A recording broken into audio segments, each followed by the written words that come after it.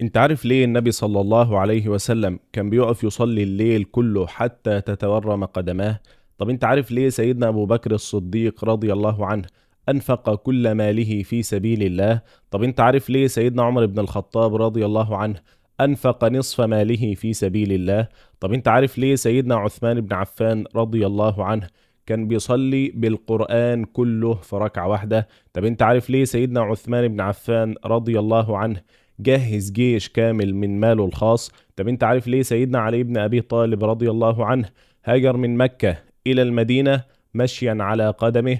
طب انت عارف ليه سيدنا عمرو بن العاص رضي الله عنه ساب كل اللي وراه واللي قدامه وهاجر من مكة الى المدينة وما كانش معاه ولا اي حاجة؟ عارف ليه كل دول عملوا كده وغيرهم كتير؟ عارف ليه؟ لان عندهم هدف.